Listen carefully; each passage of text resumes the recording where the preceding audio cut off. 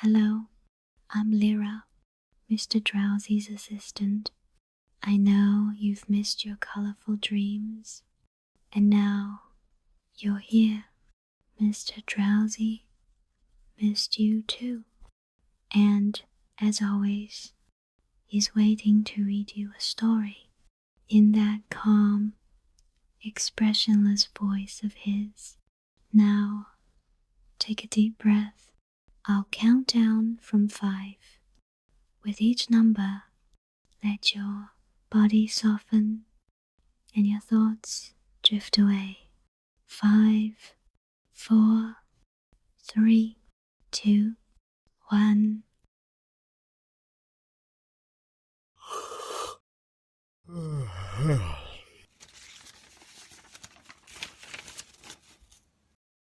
A Tale of Two Cities.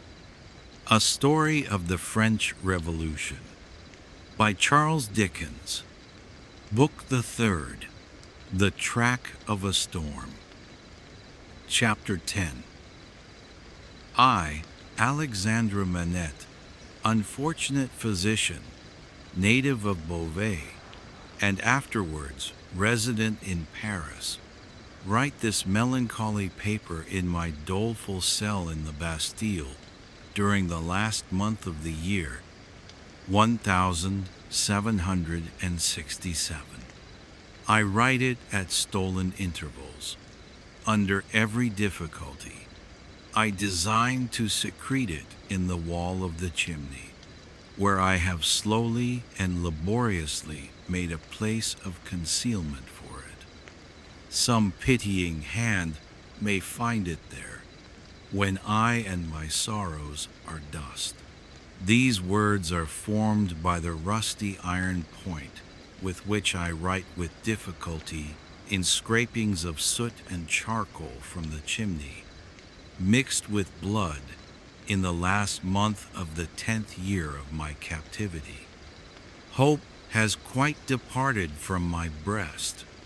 I know from terrible warnings I have noted in myself that my reason will not long remain unimpaired. But I solemnly declare that I am at this time in the possession of my right mind, that my memory is exact and circumstantial, and that I write the truth as I shall answer for these my last recorded words, whether they be ever read by men or not, at the eternal judgment seat. One cloudy moonlight night, in the 3rd week of December, I think the 22nd of the month, in the year 1757, I was walking on a retired part of the quay by the Seine for the refreshment of the frosty air, at an hour's distance from my place of residence in the street of the School of Medicine, when a carriage came along behind me, driven very fast. As I stood aside to let that carriage pass, apprehensive that it might otherwise run me down, a head was put out at the window, and a voice called to the driver to stop. The carriage stopped as soon as the driver could rein in his horses, and the same voice called to me by my name. I answered. The carriage was then so far in advance of me that 2 gentlemen had time to open the door and alight before I came up with it. I observed that they were both wrapped in cloaks and appeared to conceal themselves. As they stood side by side near the carriage door, I also observed that they both looked of about my own age, or rather younger, and that they were greatly alike, in stature, manner, voice, and as far as I could see, face too. "You are Dr. Manette?" said one. "I am Dr. Manette, formerly of Beauvais," said the other, the young physician, originally an expert surgeon, who within the last year or two has made a rising reputation in Paris. Gentlemen, I returned, I am that Dr. Manette of whom you speak so graciously. We have been to your residence, said the first, and not being so fortunate as to find you there, and being informed that you were probably walking in this direction, we followed. In the hope of overtaking you, will you please to enter the carriage? The manner of both was imperious, and they both moved as these words were spoken, so as to place me between themselves and the carriage door. They were armed. I was not. Gentlemen, said I, pardon me, but I usually inquire who does me the honor to seek my assistance, and what is the nature of the case to which I am summoned. The reply to this was made by him who had spoken second. Doctor, your clients are people of condition. As to the nature of the case, our confidence in your skill assures us that you will ascertain it for yourself better than we can describe it. Enough. Will you please to enter the carriage? I could do nothing but comply, and I entered it in silence. They both entered after me, the last springing in. After putting up the steps, the carriage turned about and drove on at its former speed. I repeat this conversation exactly as it occurred. I have no doubt that it is, word for word, the same. I describe everything exactly as it took place, constraining my mind not to wander from the task. Where I make the broken marks that follow here, I leave off for the time and put my paper in its hiding place. The carriage left the streets behind, passed the north barrier, and emerged upon the country road. At 2/3 of a league from the barrier, I did not estimate the distance at that time, but afterwards, when I traversed it, it struck out of the main avenue and presently stopped at a solitary house. We all three alighted and walked by a damp, soft footpath in a garden where a neglected fountain had overflowed to the door of the house. It was not opened immediately in answer to the ringing of the bell, and one of my two conductors struck the man who opened it with his heavy riding glove across the face. There was nothing in this action to attract my particular attention, for I had seen common people struck more commonly than dogs. But the other of the two, being angry likewise, struck the man in like manner with his arm. The look and bearing of the brothers were then so exactly alike that I then first perceived them to be twin brothers.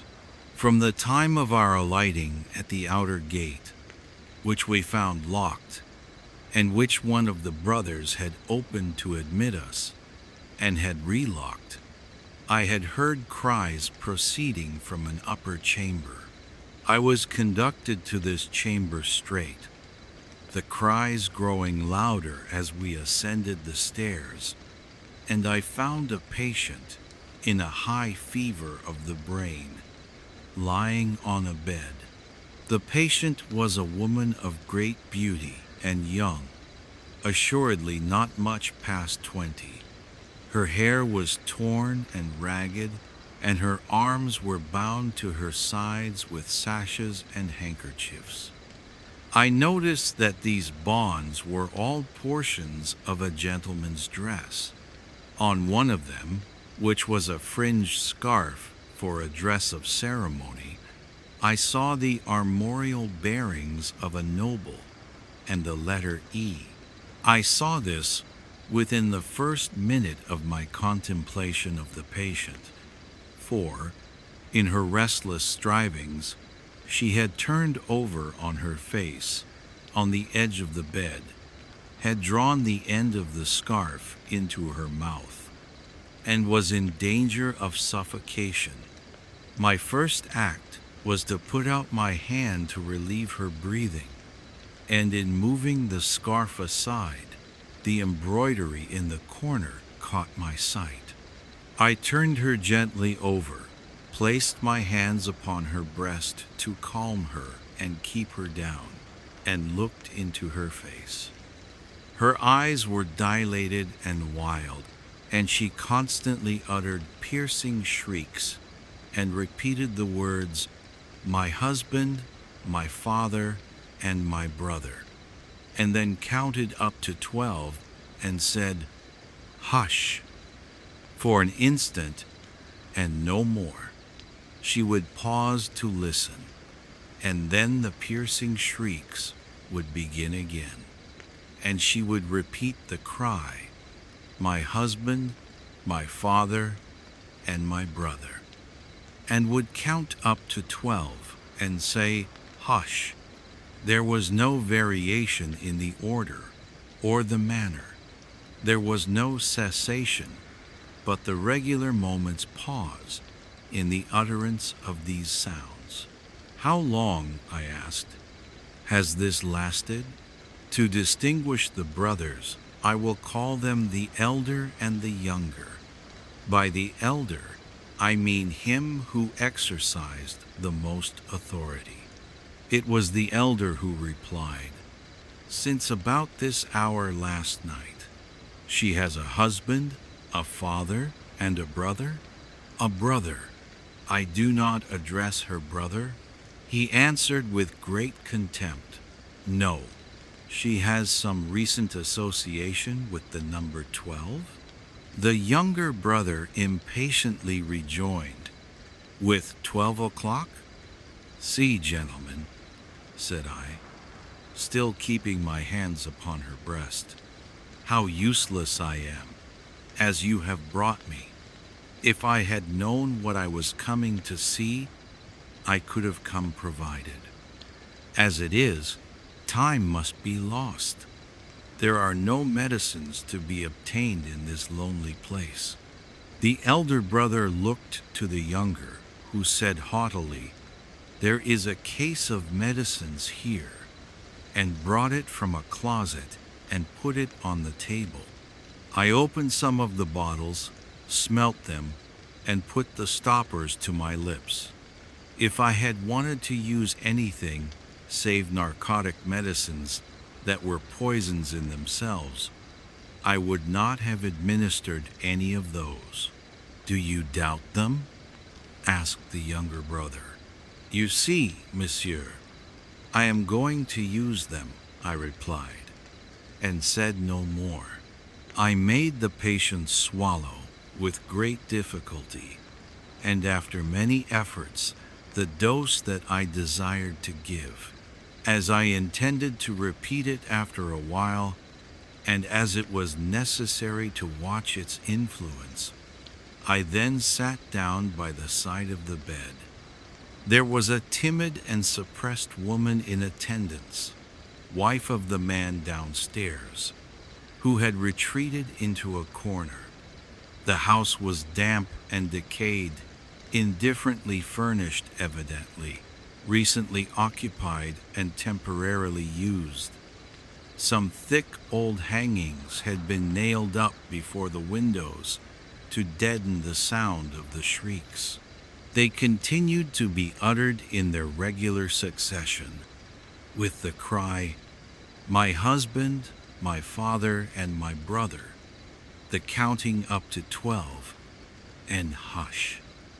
The frenzy was so violent that I had not unfastened the bandages restraining the arms, but I had looked to them to see that they were not painful. The only spark of encouragement in the case was that my hand upon the sufferer's breast had this much soothing influence, that for minutes at a time it tranquilized the figure. It had no effect upon the cries. No pendulum could be more regular. For the reason that my hand had this effect, I assume, I had sat by the side of the bed for half an hour, with the two brothers looking on, before the elder said, "There is another patient." I was startled and asked, "Is it a pressing case?" "You had better see," he carelessly answered, and took up a light. The other patient lay in a back room across a second staircase, which was a species of loft over a stable. There was a low plastered ceiling to a part of it. The rest was open to the ridge of the tiled roof, and there were beams across. Hay and straw were stored in that portion of the place, faggots for firing, and a heap of apples in sand. I had to pass through that part to get at the other. My memory is circumstantial and unshaken. I try it with these details, and I see them all. In this my cell in the Bastille, near the close of the 10th year of my captivity, as I saw them all that night. On some hay on the ground, with a cushion thrown under his head, lay a handsome peasant boy, a boy of not more than 17 at the most. He lay on his back, with his teeth set, his right hand clenched on his breast, and his glaring eyes looking straight upward. I could not see where his wound was, as I kneeled on one knee over him, but I could see that he was dying of a wound from a sharp point. "I am a doctor, my poor fellow," said I. "Let me examine it." "I do not want it examined," he answered. "Let it be." It was under his hand, and I soothed him to let me move his hand away. The wound was a sword thrust, received from 20 to 24 hours before, but no skill could have saved him if it had been looked to without delay. He was then dying fast. As I turned my eyes to the elder brother, I saw him looking down at this handsome boy whose life was ebbing out, as if he were a wounded bird, or hare, or rabbit. Not at all as if he were a fellow creature. "How has this been done, monsieur?" said I. "A crazed young common dog. A serf forced my brother to draw upon him, and has fallen by my brother's sword like a gentleman." There was no touch of pity, sorrow, or kindred humanity in this answer.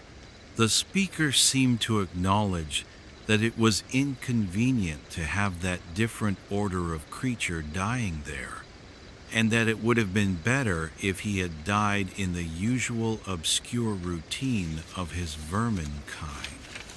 He was quite incapable of any compassionate feeling about the boy, or about his fate. The boy's eyes had slowly moved to him as he had spoken, and they now slowly moved to me. "Doctor, they are very proud, these nobles. But we common dogs are proud too sometimes. They plunder us, outrage us, beat us, kill us, but we have a little pride left sometimes. Have you seen her, doctor? The shrieks and the cries were audible there, though subdued by the distance. He referred to them as if she were lying in our presence. I said, "I have seen her. She is my sister, doctor. They have had their shameful rights, these nobles, in the modesty and virtue of our sisters many years, but we have had good girls among us. I know it, and have heard my father say so. She was a good girl. She was betrothed to a good young man, too, a tenant of his. We were all tenants of his, that man's who stands there. The other is his brother, the worst of a bad race. It was with the greatest difficulty that the boy gathered bodily force to speak, but his spirit spoke with a dreadful emphasis. We were so robbed by that man who stands there, as all we common dogs are, by those superior beings taxed by him without mercy, obliged to work for him without pay, obliged to grind our corn at his mill, obliged to feed scores of his tame birds on our wretched crops, and forbidden for our lives to keep a single tame bird of our own, pillaged and plundered to that degree that when we chanced to have a bit of meat, we ate it in fear, with the door barred and the shutters closed, that his people should not see it and take it from us. I say, we were so robbed and hunted and were made so poor that our father told us it was a dreadful thing to bring a child into the world, and that what we should most pray for was that our women might be barren and our miserable race die out. I had never before seen the sense of being oppressed, bursting forth like a fire. I had supposed that it must be latent in the people somewhere, but I had never seen it break out until I saw it in the dying boy. Nevertheless, Doctor, my sister married. He was ailing at that time, poor fellow, and she married her lover that she might tend and comfort him in our cottage, our dog hut, as that man would call it. She had not been married many weeks when that man's brother saw her and admired her, and asked that man to lend her to him for what are husbands among us. He was willing enough, but my sister was good and virtuous, and hated his brother with a hatred as strong as mine. What did the two then, to persuade her husband to use his influence with her, to make her willing? The boy's eyes, which had been fixed on mine, slowly turned to the looker-on, and I saw in the two faces that all he said was true, the two opposing kinds of pride confronting one another. I can see, even in this Bastille, the gentleman's all negligent indifference, the peasant's all trodden down sentiment and passionate revenge.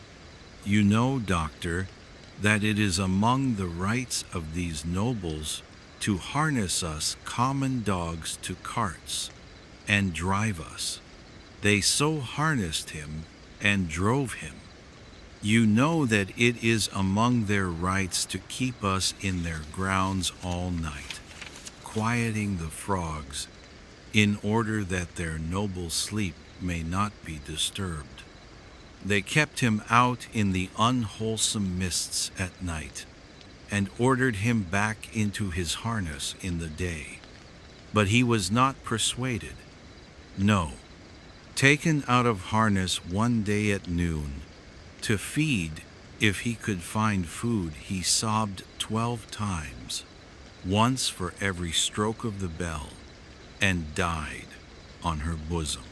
If you condescend a friend, nothing human could have held life in the boy but his determination to tell all his wrong. He forced back the gathering shadows of death as he forced his clenched right hand to remain clenched and to cover his wound. Then, with that man's permission, and even with his aid, his brother took her away. In spite of what I know, she must have told his brother, and what that is will not be long unknown to you, Doctor. If it is now his brother took her away for his pleasure and diversion for a little while. I saw her pass me on the road. When I took the tidings home, Our father's heart burst. He never spoke one of the words that filled it. I took my young sister, for I have another, to a place beyond the reach of this man, and where at least she will never be his vassal. Then I tracked the brother here, and last night climbed in a common dog, but sword in hand. Where is the loft window? It was somewhere here? The room was darkening to his sight. The world was narrowing around him. I glanced about me and saw that the hay and straw were trampled over the floor, as if there had been a struggle. She heard me and ran in. I told her not to come near us till he was dead. He came in and first tossed me some pieces of money, then struck at me with a whip. But I, though a common dog, so struck at him as to make him draw. Let him break into as many pieces as he will the sword that he stained with my common blood. He drew to defend himself, thrust at me with all his skill for his life. My glance had fallen, but a few moments before, on the fragments of a broken sword, lying among the hay. That weapon was a gentleman's. In another place lay an old sword that seemed to have been a soldier's. Now lift me up, doctor, lift me up. Where is he? He is not here, I said, supporting the boy, and thinking that he referred to the brother. He, proud as these nobles are, he is afraid to see me. Where is the man who was here? Turn my face to him. I did so, raising the boy's head against my knee, but invested for the moment with extraordinary power, he raised himself completely, obliging me to rise too, or I could not have still supported him. Marquis, said the boy, turned to him with his eyes opened wide and his right hand raised. In the days when all these things are to be answered for, I summon you and yours, to the last of your bad race, to answer for them. I mark this cross of blood upon you as a sign that I do it. In the days when all these things are to be answered for, I summon your brother, the worst of the bad race, to answer for them separately. I mark this cross of blood upon him as a sign that I do it. Twice he put his hand to the wound in his breast, and with his forefinger drew a cross in the air. He stood for an instant with the finger yet raised, and as it dropped, he dropped with it, and I laid him down dead. When I returned to the bedside of the young woman, I found her raving in precisely the same order of continuity. I knew that this might last for many hours, and that it would probably end in the silence of the grave. I repeated the medicines I had given her, and I sat at the side of the bed until the night was far advanced. She never abated the piercing quality of her shrieks, never stumbled in the distinctness or the order of her words. They were always my husband, my father, and my brother.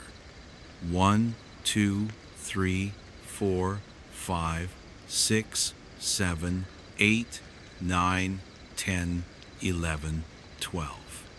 Hush. This lasted 26 hours from the time when I first saw her. I had come and gone twice, and was again sitting by her when she began to falter. I did what little could be done to assist that opportunity, and by she sank into a lethargy and lay like the dead. It was as if the wind and rain had lulled at last. After a long and fearful storm, I released her arms and called the woman to assist me to compose her figure and the dress she had torn. It was then that I knew her condition to be that of one in whom the first expectations of being a mother have arisen, and it was then that I lost the little hope I had had of her. "Is she dead?"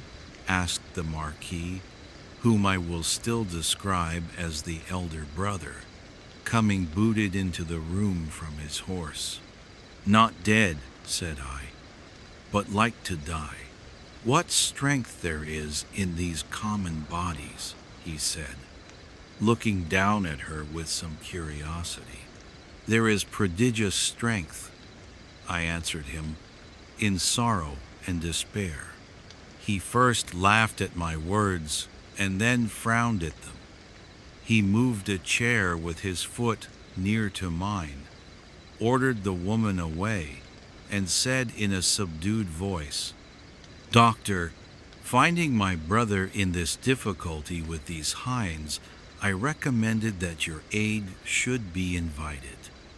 Your reputation is high, and, as a young man with your fortune to make, you are probably mindful of your interest. The things that you see here are things to be seen and not spoken of." I listened to the patient's breathing and avoided answering. "Do you honor me with your attention, doctor?" "Monsieur," said I, "in my profession, the communications of patients are always received in confidence." I was guarded in my answer, for I was troubled in my mind with what I had heard and seen. Her breathing was so difficult to trace that I carefully tried the pulse and the heart. There was life and no more. Looking round as I resumed my seat, I found both the brothers intent upon me. "I write with so much difficulty. The cold is so severe. I am so fearful of being detected and consigned to an underground cell and total darkness that I must abridge this narrative. There is no confusion or failure in my memory. It can recall and could detail every word that was ever spoken between me and those brothers." She lingered for a week. Towards the last, I could understand some few syllables that she said to me by placing my ear close to her lips. She asked me where she was, and I told her. Who I was, and I told her. It was in vain that I asked her for her family name. She faintly shook her head upon the pillow and kept her secret, as the boy had done. I had no opportunity of asking her any question until I had told the brothers she was sinking fast and could not live another day.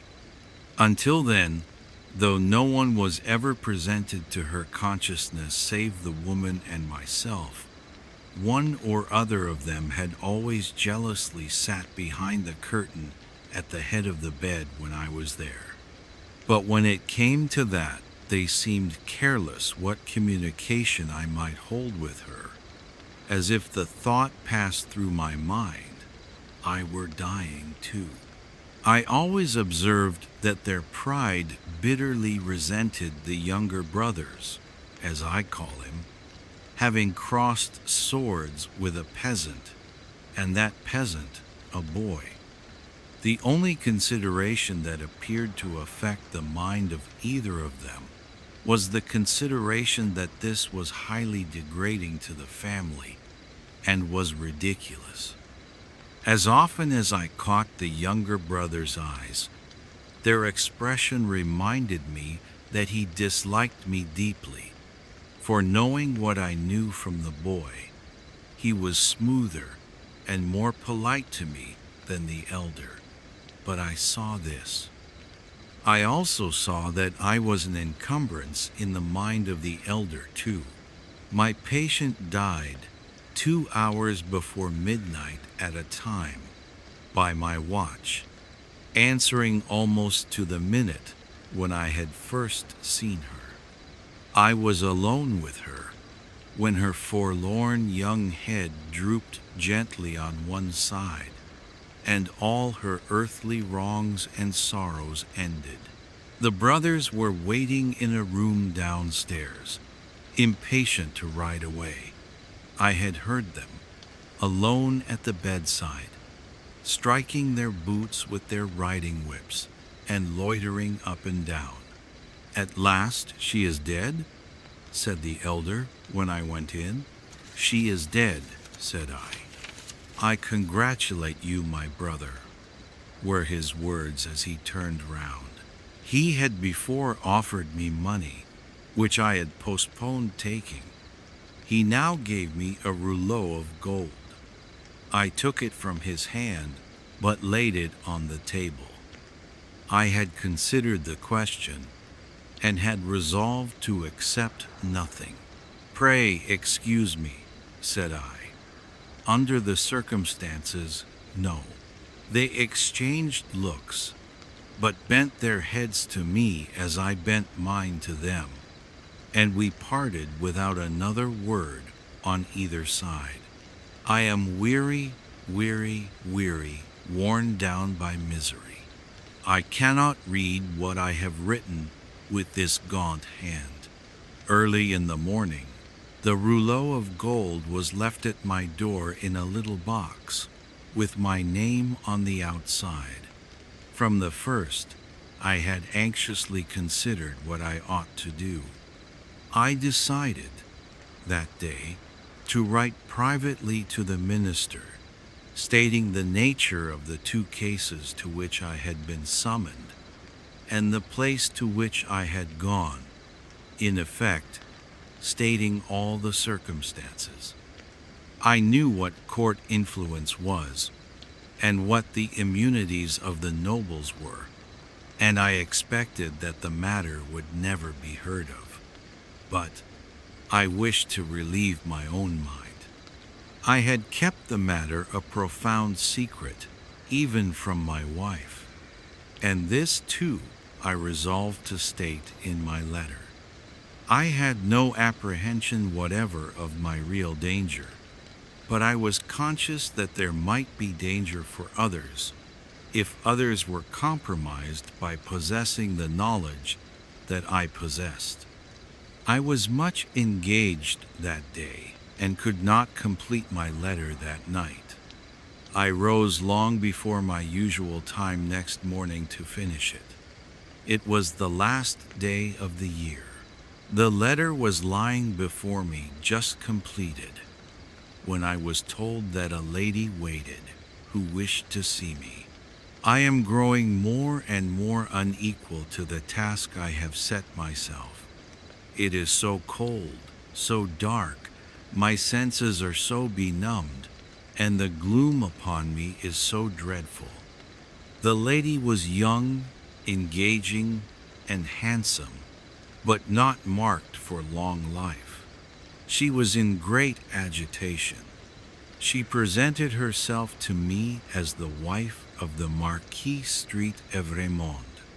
I connected the title by which the boy had addressed the elder brother with the initial letter embroidered on the scarf, and had no difficulty in arriving at the conclusion that I had seen that nobleman very lately. My memory is still accurate, but I cannot write the words of our conversation. I suspect that I am watched more closely than I was, and I know not at what times I may be watched.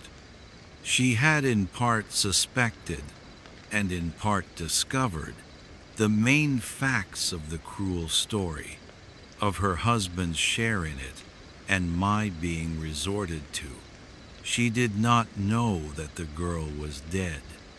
Her hope had been, she said in great distress, to show her in secret a woman's sympathy, Her hope had been to avert the wrath of heaven from a house that had long been hateful to the suffering many. She had reasons for believing that there was a young sister living, and her greatest desire was to help that sister.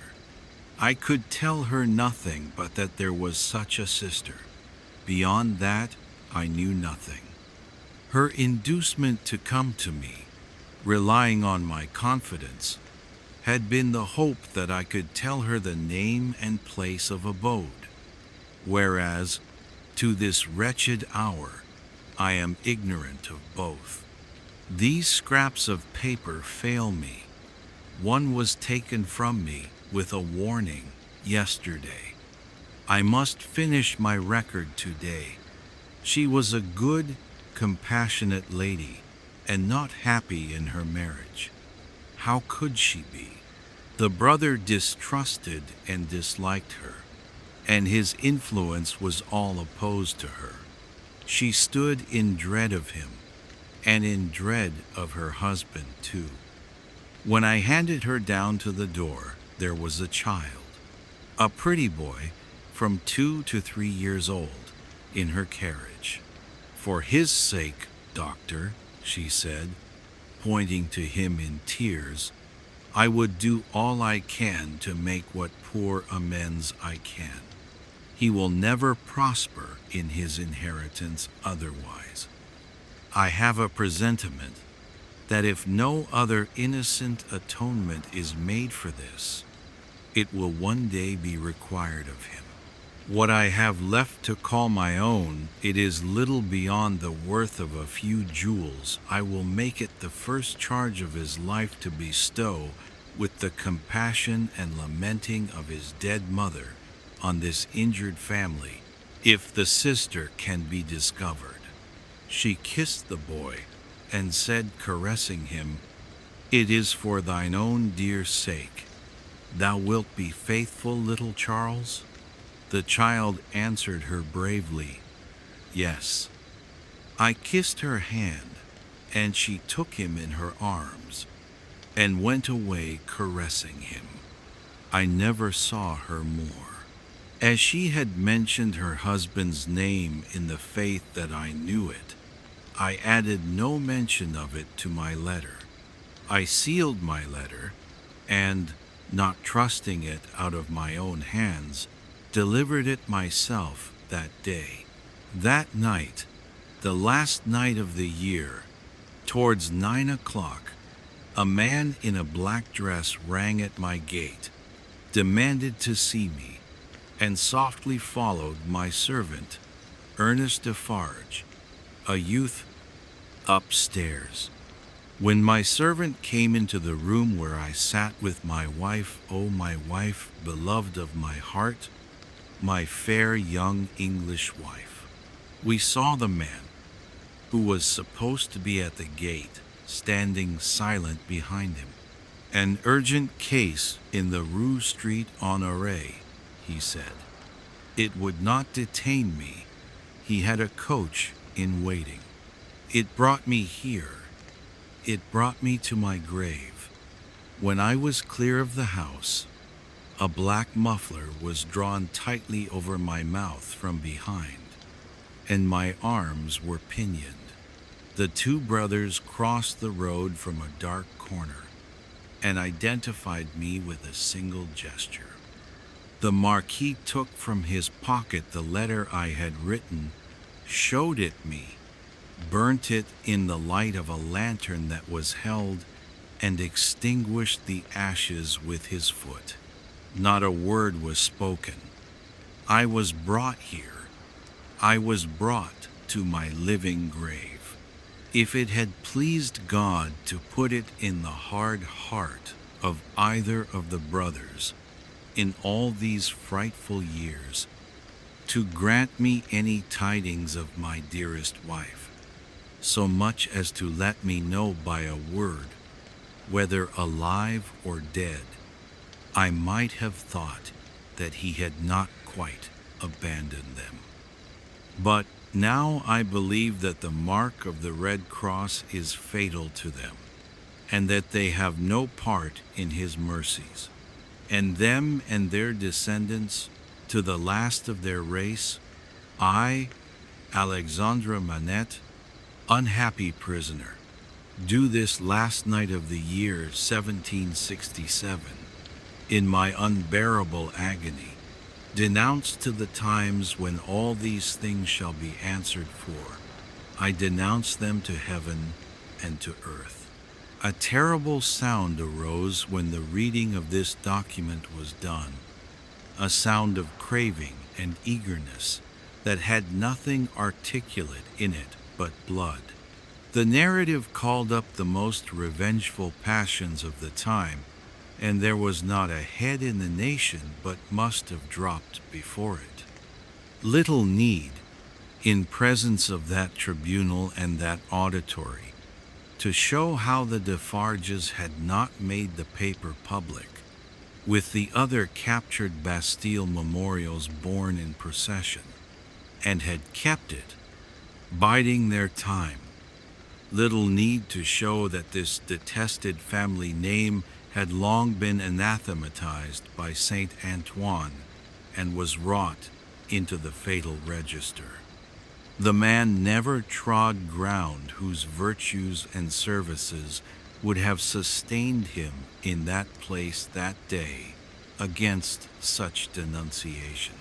And all the worse for the doomed man that the denouncer was a well-known citizen, his own attached friend, the father of his wife.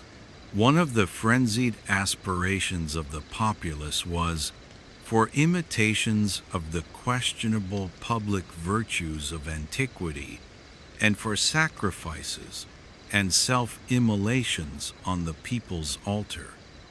Therefore, when the president said else, had his own head quivered on his shoulders, that the good physician of the Republic would deserve better still of the Republic by rooting out an obnoxious family of aristocrats, and would doubtless feel a sacred glow and joy in making his daughter a widow and her child an orphan, there was wild excitement, patriotic fervor, not a touch of human sympathy. Much influence around him has that doctor, murmured Madame Defarge, smiling to the vengeance. Save him now, my doctor, save him. At every juryman's vote, there was a roar.